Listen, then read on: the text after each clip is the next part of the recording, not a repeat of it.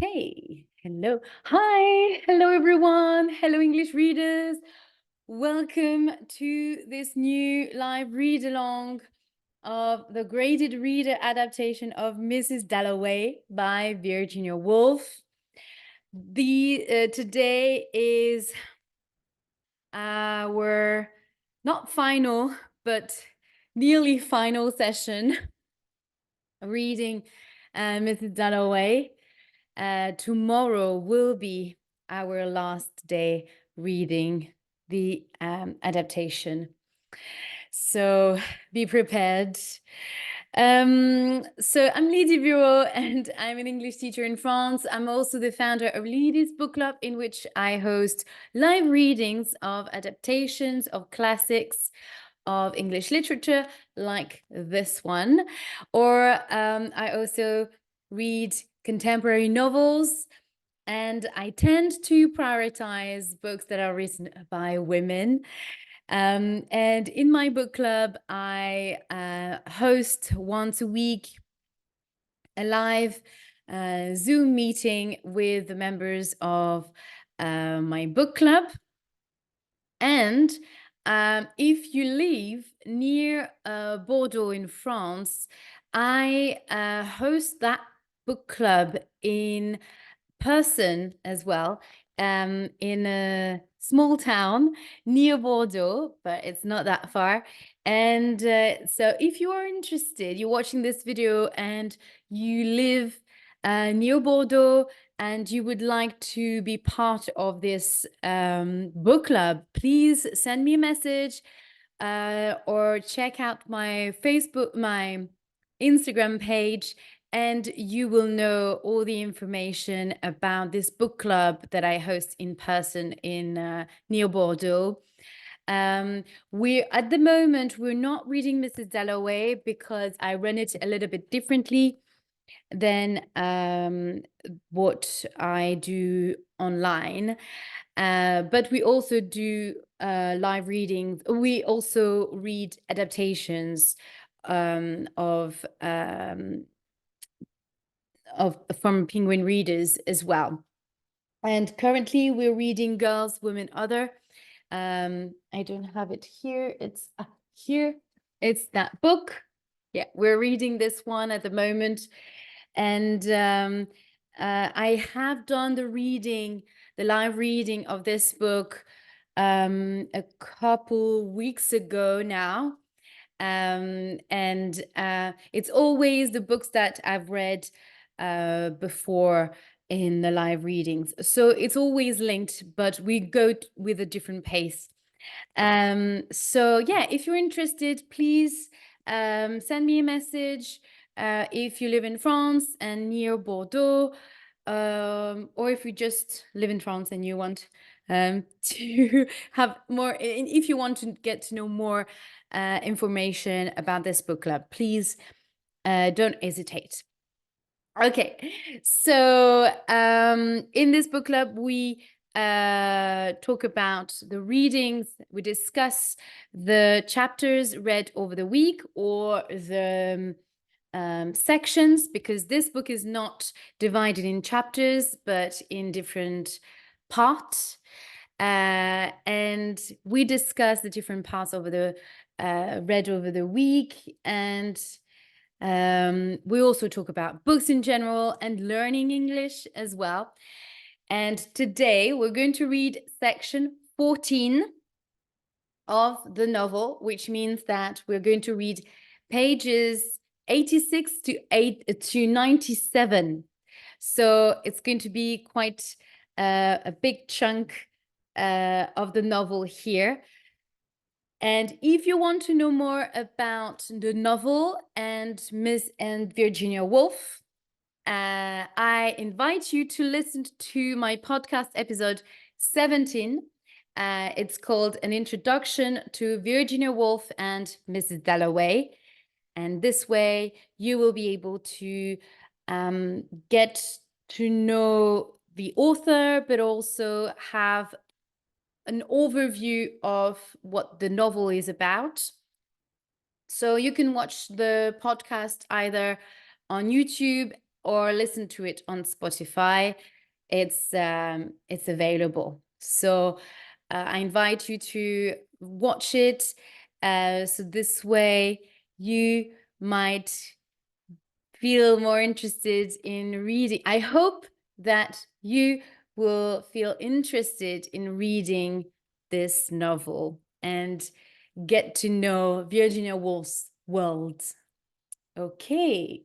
Hello, everybody. I hope you're well. Thank you. And if you want to join me live, I'm doing my lives on my live readings on Instagram. So you can follow me and join the live and be part of the reading and share your thoughts as I'm reading as well. So you have that way as well to get in touch.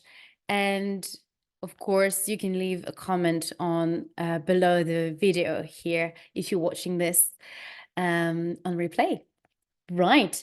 So let's get started with the novel. So I'm going to do a quick recap on section 13, the one that we read yesterday, before I start reading. So quick recap on what we read yesterday. So where were we? Section 13 is here. And yes, it was Peter Walsh. Nothing much happened in this section. Well, I shouldn't say that, but it's just Peter Walsh, so Clarissa's old friend, who is again thinking over his life and imagining the life he would have had with Clarissa if she had chosen him to marry. And he is rethinking about his relationship with her because she sent him a letter to his apartment or the hotel, maybe to the hotel he's staying, to thank him for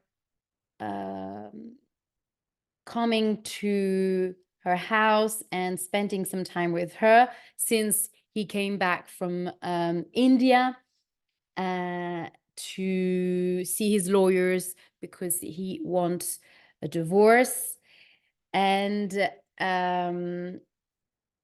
get married with Daisy, a married woman that he met that lives in India. So he came back to London and he visited Clarissa at her house, and she was very moved by his visit, and she wrote him a little letter to thank him and to say that she was delighted to see him, and that letter brought him re-emerged again the feeling that he had for her, and the fact that he is still in love with her despite all the years that they've spent apart. He is always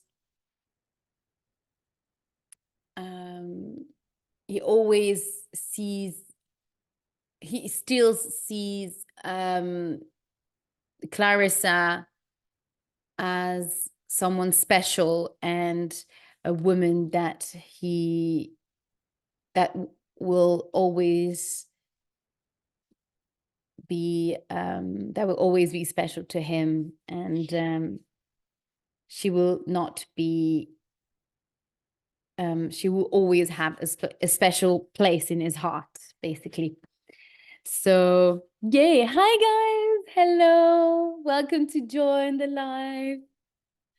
So, that's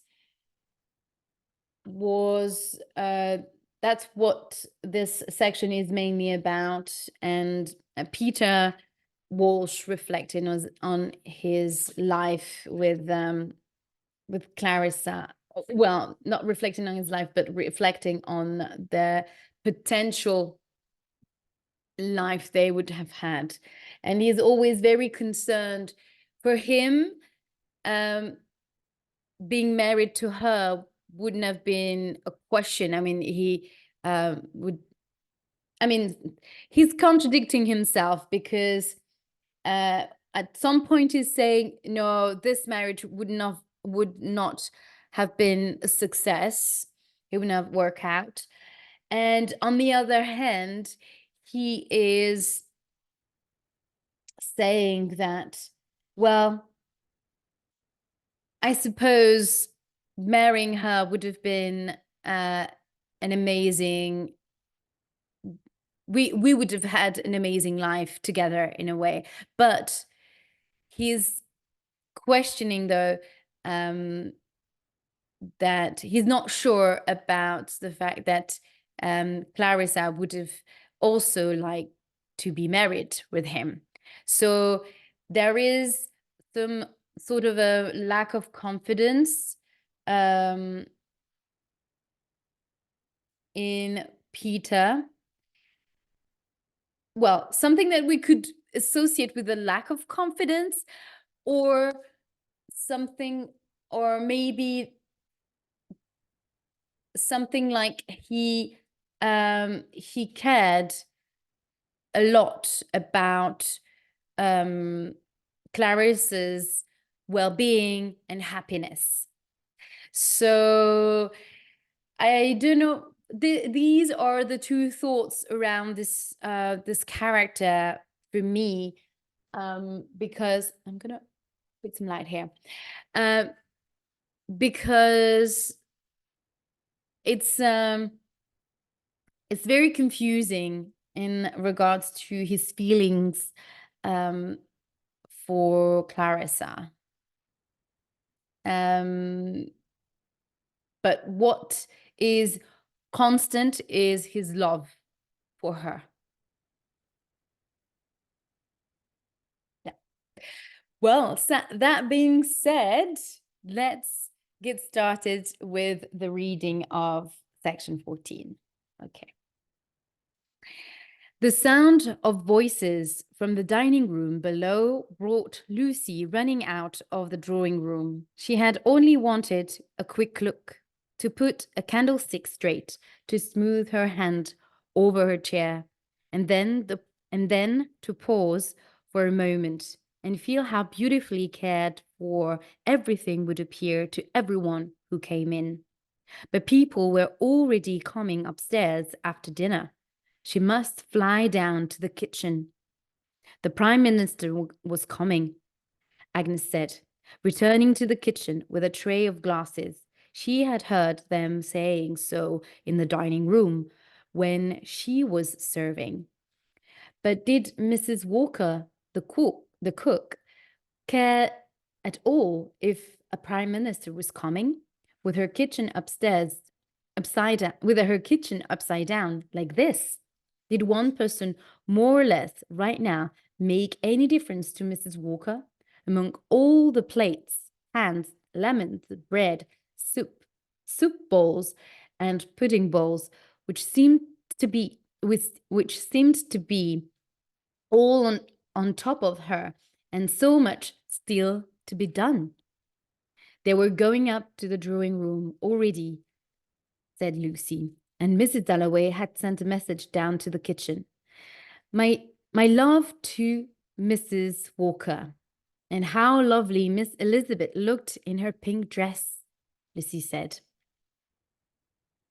And there was the front door. And there was the front door bell already. Now the guests would come faster and faster. The hall would soon be full of gentlemen waiting while the ladies went to the room along the corridor to take off their cloaks. And old Mrs. Barnett, who had been with the family for 40 years, would be waiting there to help them. She came every summer, remembered mothers when they were girls, and in spite of their fine cloaks, knew perfectly well which were nice ladies and which were not. Mrs. Barnett, Clarissa's old nanny, is such a dear old thing, said Lady Lovejoy to her daughter, as they climbed the stairs. Then, standing stiff and tall beside Mr. Wilkins, who was hired for parties, at the top of the stairs, she said to him, "Lady and Miss Lovejoy." "Lady and Miss Lovejoy," announced Wilkins, who bowed and stood straight admirably between each announcement. "Sir John and Lady Neatman, Miss Wells, Mr. Peter Walsh." "How delightful to see you," said Clarissa to Peter. She said it to everyone. "How delightful to see you." She was at her worst. Insincere, shallow. It was a great mistake to have come, for he knew no one. So here there are Peter Walsh's thoughts about Clarissa and how insincere she is at that moment, how his perception of her being very hypocritical, saying hi to everyone in that manner. It was going to be a complete failure. Clarissa was certain, as dear old Lord Lexham stood explaining that his wife had caught a cold at the Buckingham Palace garden party. She could see Peter in the corner, criticizing her. And why did she do these things, after all? Why did she try to rise to such heights and stand in the fire? But it was better to burn than to fade away like Ellie Anderson. It was extraordinary how Peter put her into these states just by standing in the corner. She's been disturbed by his presence. Lord Lexham, he made her see herself, but in this extravagant way. It was foolish. But why did he come? Simply to criticize? Why always take, never give? It was wandering off now, and she must speak to him. But she would not get the chance. Lord Lexham was saying that his wife would not wear her coat at the garden party because, my dear, you ladies are all alike.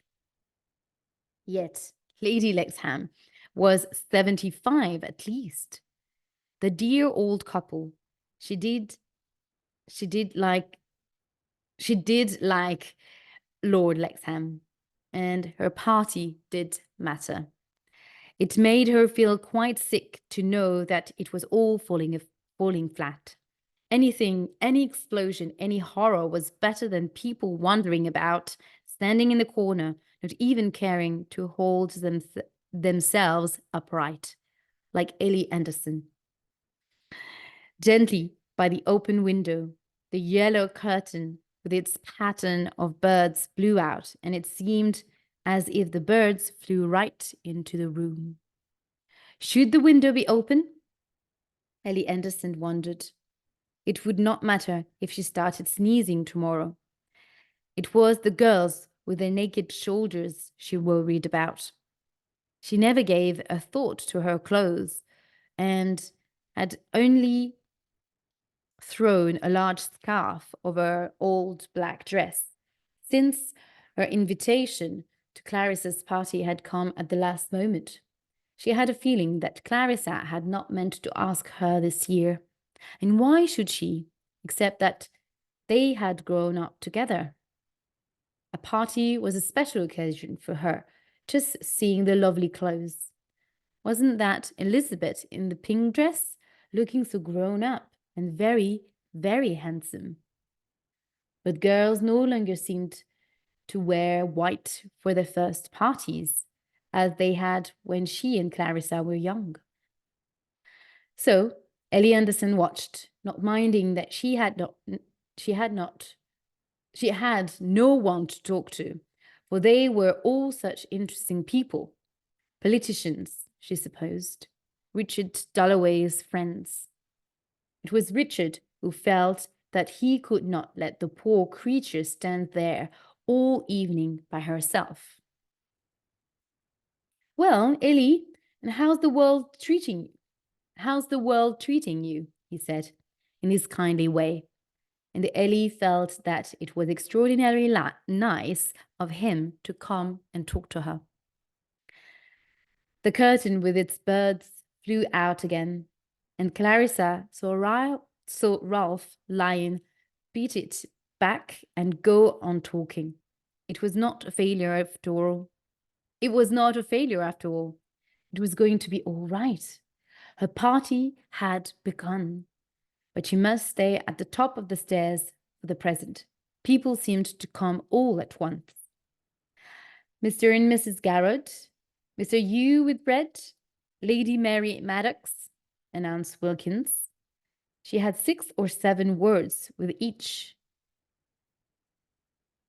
And they went on into the rooms, into something now, not nothing, since Ralph Lyon had beaten back the curtain. But it was too much effort. She was not enjoying it. Anybody could stand there and do this, and yet, rooted like a tree at the top of her stairs, she couldn't help feeling proud for making this happen. So here again, mixed feelings about her role as a hostess and not being able to do it and not having the strength to carry on. So does she like doing this? Don't really know, actually. Because she feels in one hand, she feels very proud of being this, being able to pull this out, this whole party. And on the other hand, she feels she dreams of just going away or just not being there. Or, yes, just leaving everything and not carrying on. So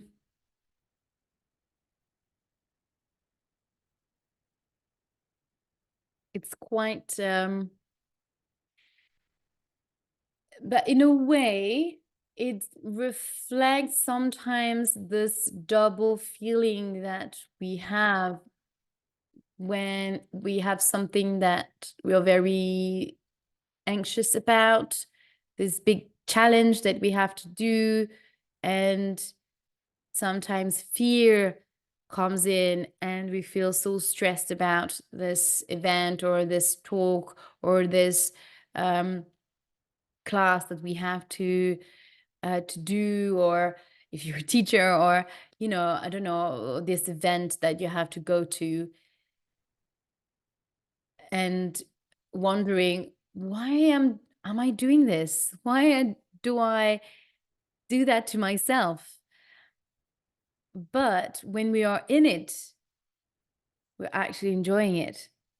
And when we come back often from that event or from doing this very challenging thing, or getting out of our comfort zone, for example, then we have a sense of pride in a way, or just of just happiness of saying, oh, yeah, I did it and I'm glad I went.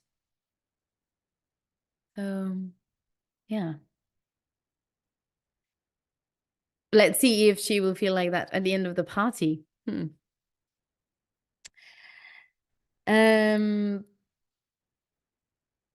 But she couldn't help but feeling proud. So she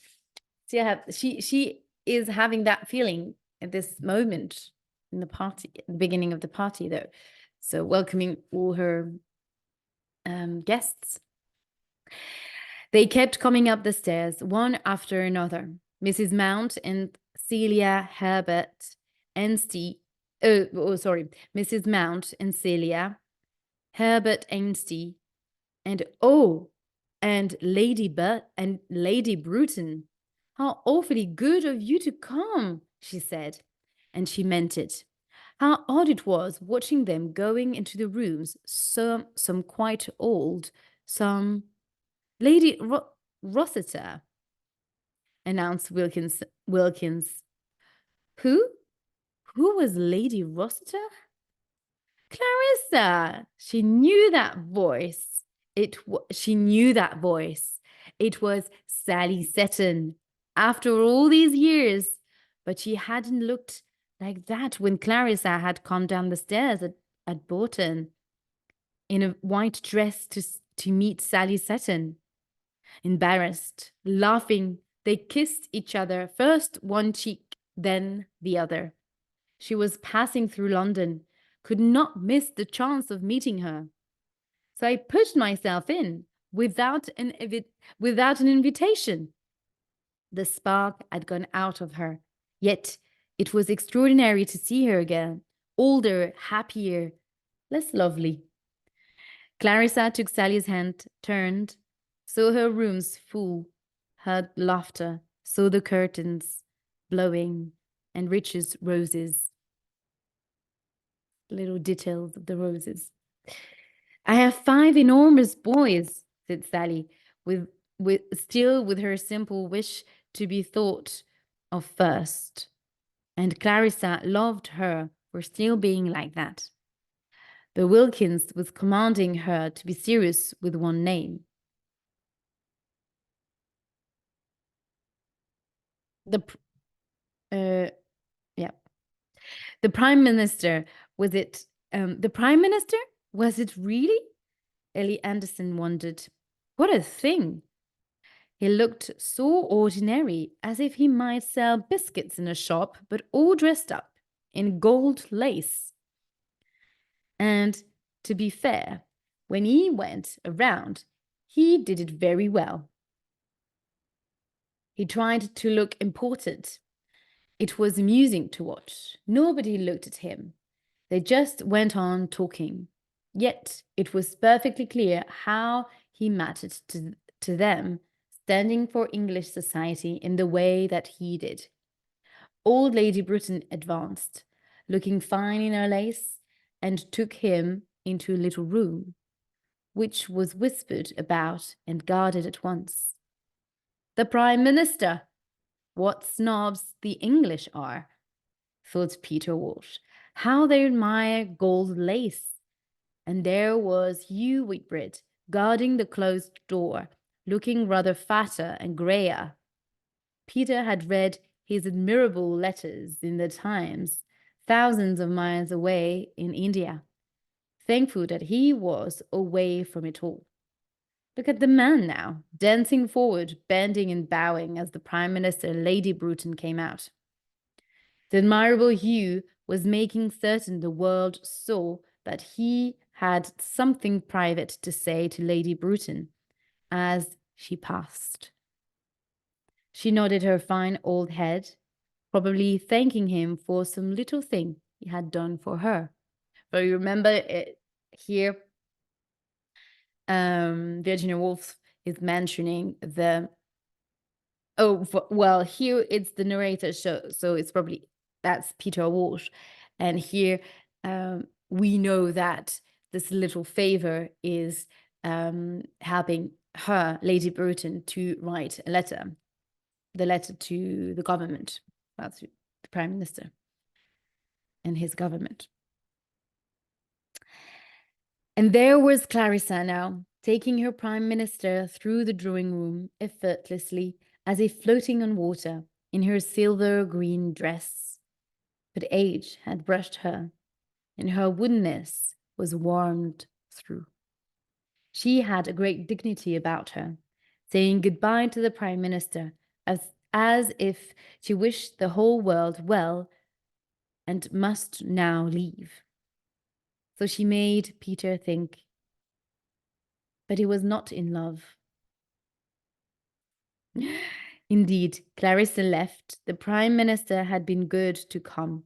Walking round the room with him, she had felt the happiness of the moment. And then the emptiness.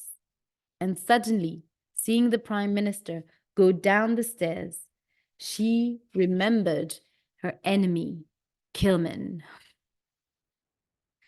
Meaning Miss Kilman, Elizabeth tutor. That was real. Ah, how she hated her and her power over Elizabeth. Now Sir William and Lady Bradshaw were coming up the stairs, but they must find her if they wanted her. She was for the party. So remember, Sir and Lady Bradshaw. So Sir William Bradshaw is the second doctor that was treating Septimus Warren Smith. So he's invited to the party. He was invited to the party. Dear Sir Harry, she said, going up to her old friend who was with Willie Titcombe and Herbert Ainsty, all of them laughing. Old Mrs. Hilbery touched her arm. Clarissa looked so like her mother tonight, as she had first seen her walking in a garden in a grey hat. And Clarissa's eyes filled with tears, thinking of her mother walking in the garden. But Professor Brearley and little John Hutton were not getting on, and she must interrupt the quarrel. How she wished she could steal John away and sit him down at the piano in the back room, for he played so beautifully. But there is too much noise, she said. And there was old Aunt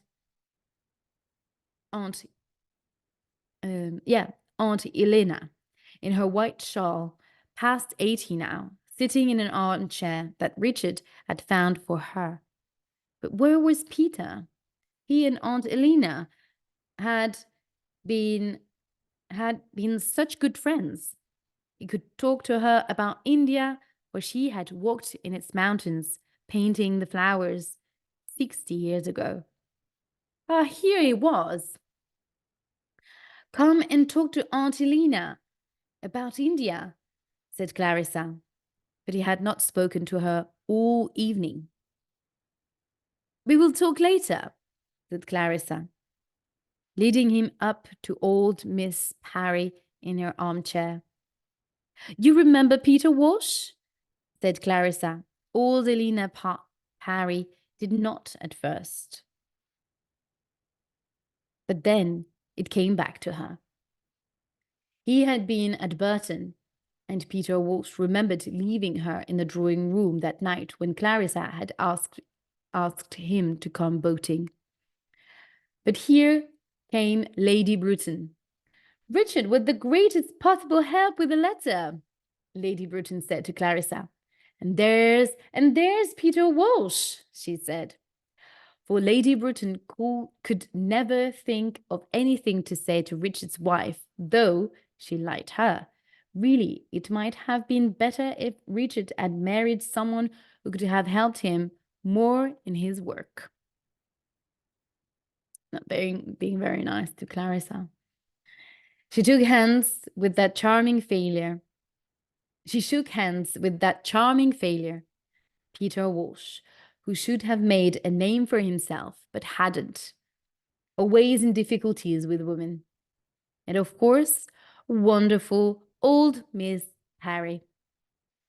But was that Peter Walsh in his grey, his hair now, but was that Peter Walsh, his hair now grey?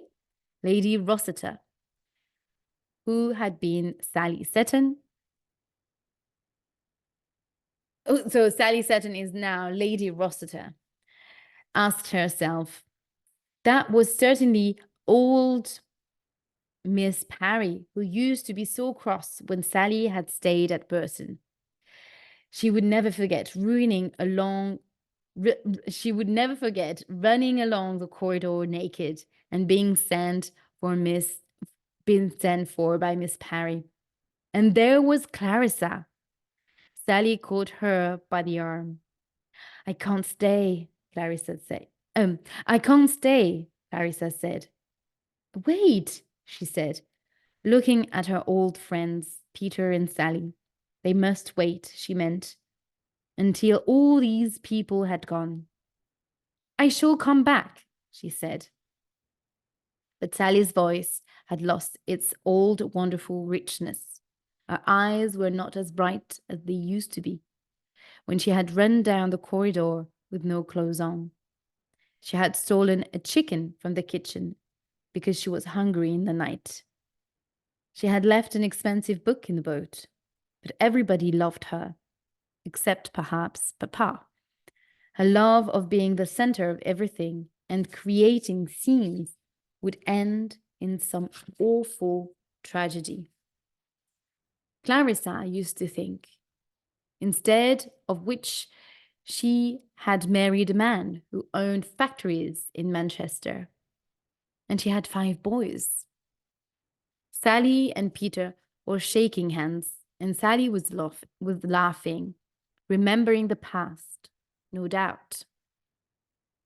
It was with the two of them, even more than with Richard, that Clarissa shared her past. But she must leave them because there were the Bradshaws whom she disliked. She must go up to Lady Bradshaw, dressed in grey and silver, and say, but Lady Bradshaw spoke first. We're shockingly late, dear Mrs. Dalloway. We were embarrassed to come in, she said. And Sir William, who looked very important with his silver grey hair and blue eyes, was talking privately to Richard about politics, probably. But why did the sight of him disturb her? He looked what he was, a great doctor, a man at the top of his profession, very powerful, rather tired. For think of the terrible decisions he had to make and had to see. People in the deepest unhappiness. Yet the sight of him made her feel that one wouldn't like Sir William to see one unhappy. How is your son at Eton? She asked Lady Bradshaw.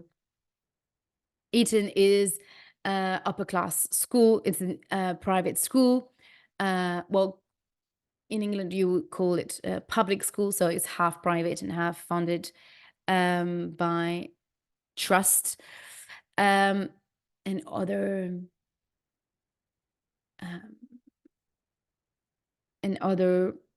income and source of income, sorry.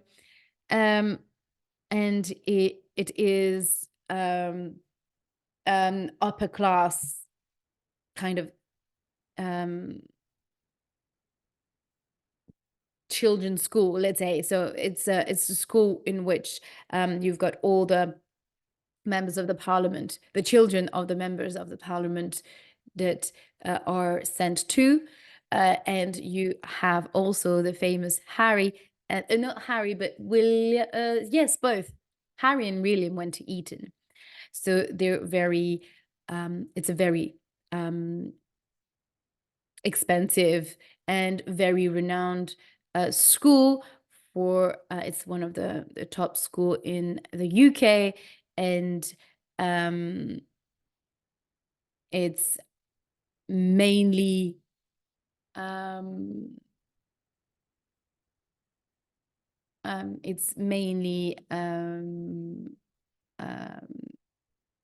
filled, I would say, with kids from the upper class society of English society.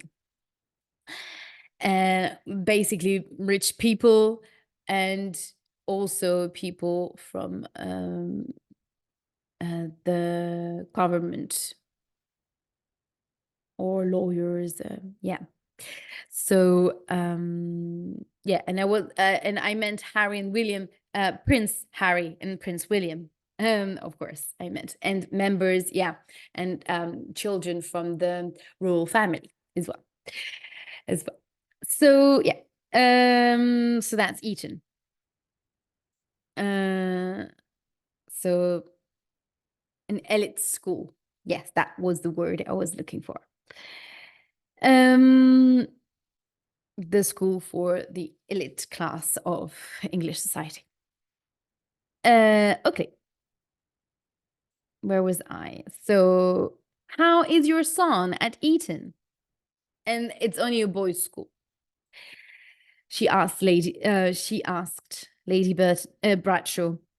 He had just missed getting into the cricket team because he had been sick.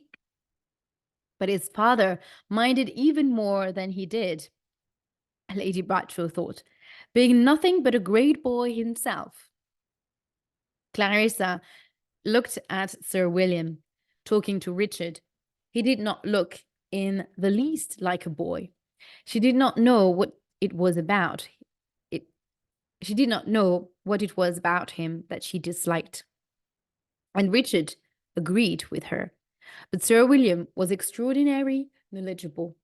He was speaking quietly to Richard about something, the effects of the war on the mind.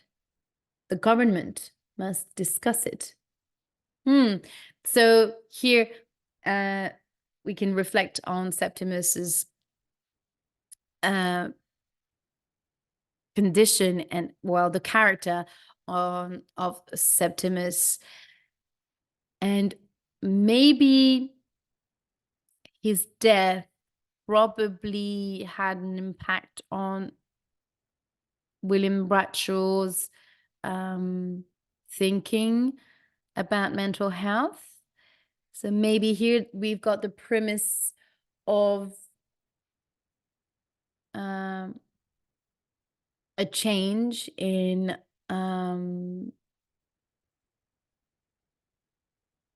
people's view on mental health. Maybe here. Wishing to share with Mrs. Dalloway a sisterly pleasure in their husband's great skill, Lady Bradshaw lowered her voice. Just as we were leaving, my husband received a telephone call, a very sad case. A young man, that is what Sir William is telling Mrs. Dalloway, and Mr. Dalloway had killed himself. He had been seen in the army. Thought Clarissa. In the middle of my party, here's death. She went on into the little room where the Prime Minister had gone with Lady Bruton. Perhaps there was somebody there, but there was nobody. The splendid beauty of the party fell to the floor. How strange it was to come in alone in her evening dress. Why did the Bradshaws talk of death at her party? A young man had killed himself. So here, it's indeed Septimus Warren-Smith here we're talking about. And they talked of it at her party. He had killed himself, but how? Her body always felt it first. When she was told suddenly of an accident, her body burned. He had thrown himself from a window. The ground had rushed up through him, breaking him. There he lay, with a thud in his brain, before drowning in blackness. That's how she saw it. But why had he done it? He had thrown his life away. They went on leaving. They went on leaving. She would have to go back to the party. The rooms were still crowded. People kept coming. All day, she had been thinking of Peter, Sally. They would grow old. He had held on to something that mattered, which in her own life lay hidden in dishonesty and lies. Death was not giving in. Death was an attempt to connect when knowing another was impossible. One was alone, but not in death. But this young man who had killed himself, had he plunged holding on to what mattered? Or had he gone to Sir William Bradshaw, that great doctor, yet to her mysteriously evil, and felt Sir William's power over him? Perhaps that would make him feel, indeed she felt it now, that life is unbearable. Then she had felt it only this morning. There was a fear of life, this terror of living life to the end.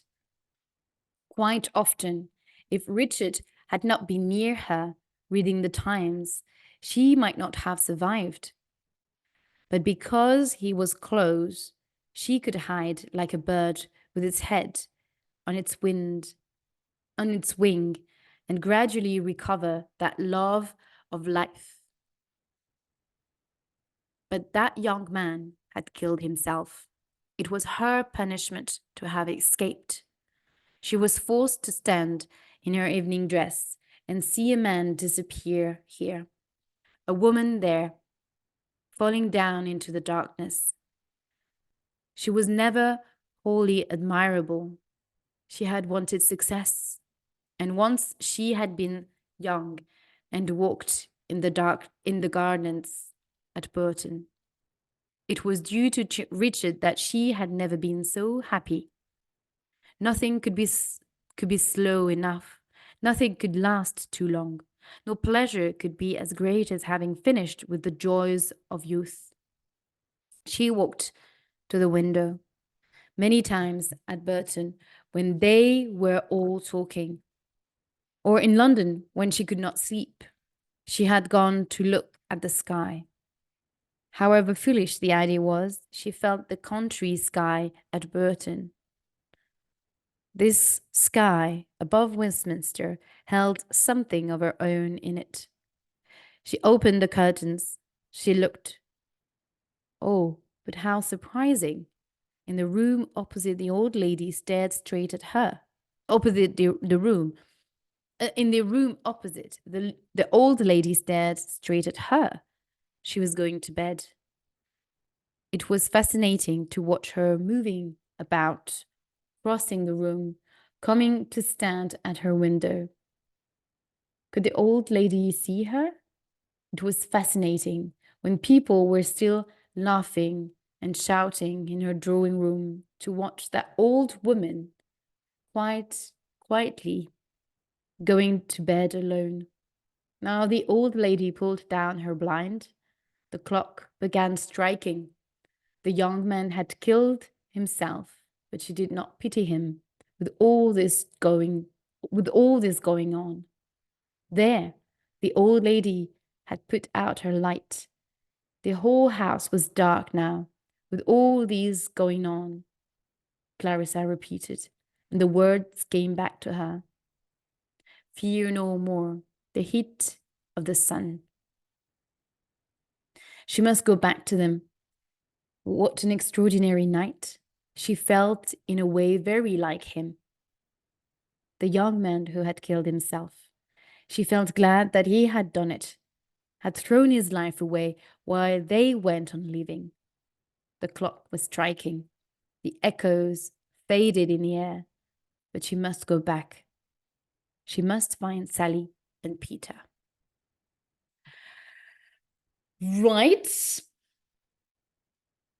That's the end of chapter 14, not chapter, section 14. Yeah. Tell me what you feel about this part of the book.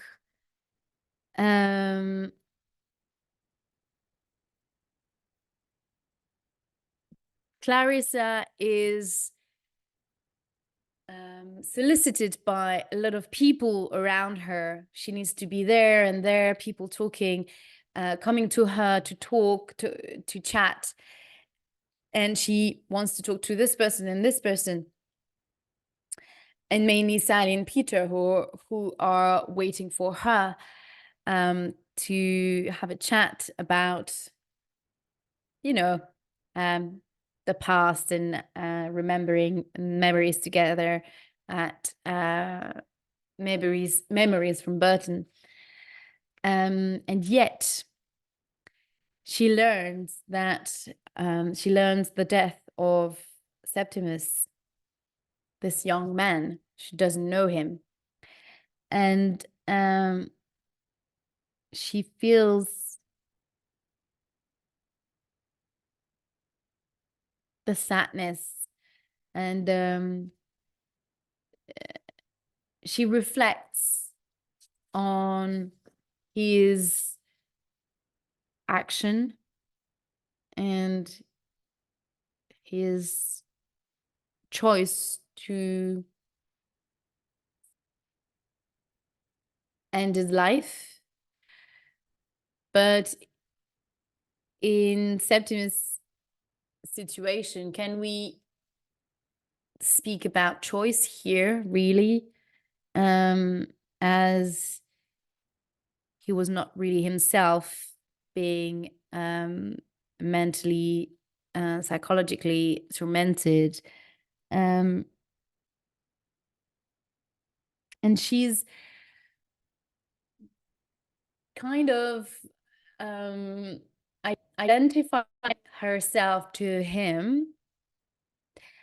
But do you feel like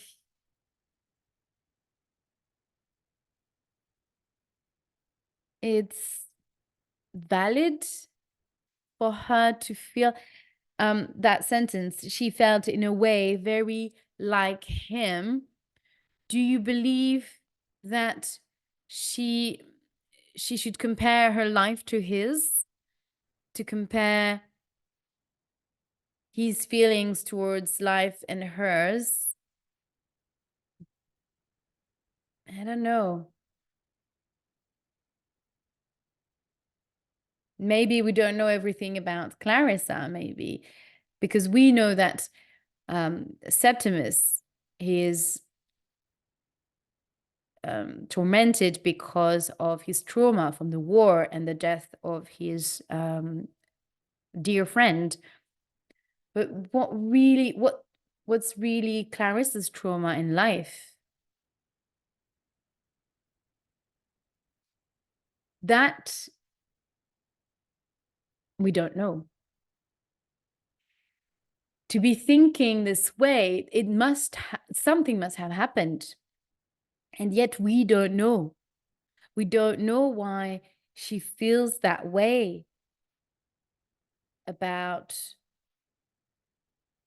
the death of this man and her conflicted uh,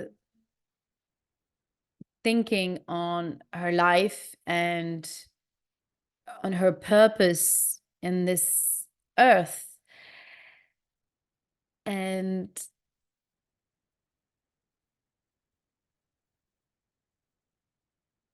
yeah, and her life choices. So yeah, Clarissa is like a Clarissa's character is a little bit blurry to me. She's happy, but she's not happy. She loves Richard, but she would have liked to be with Peter Walsh as well. And she miss as well her life in Burton. And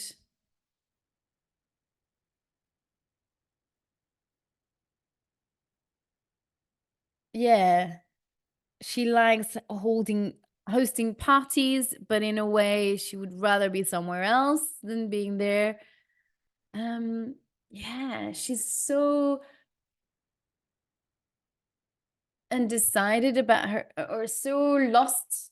Feels very much she's lost in her life, and she doesn't know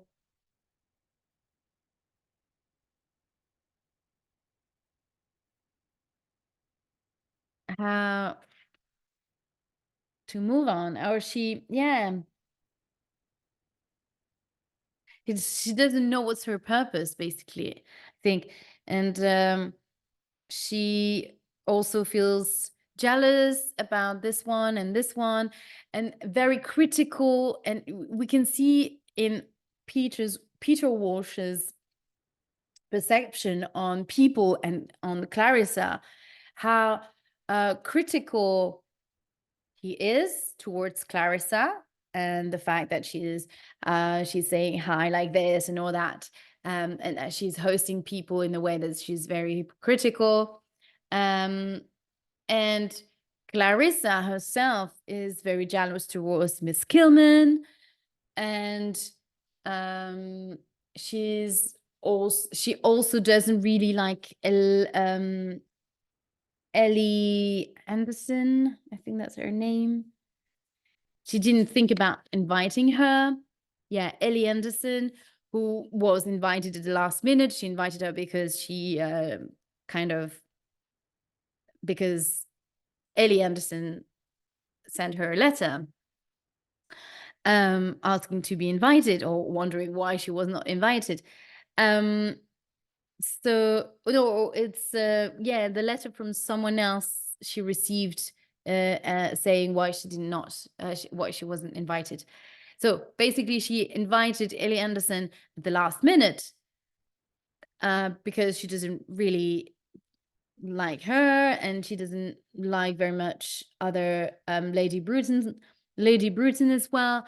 So yeah, um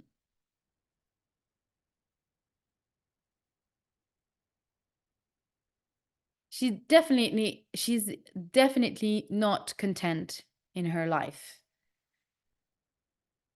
and is quite tricky to try to understand where does that come from. What is wrong with her?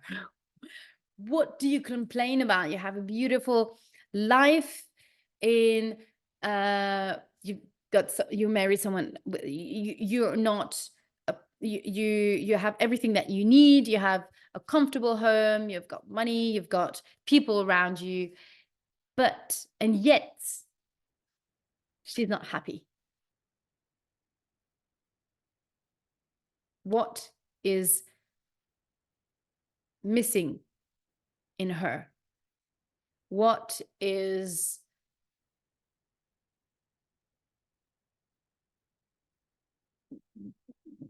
not wrong, but why is she lost like that?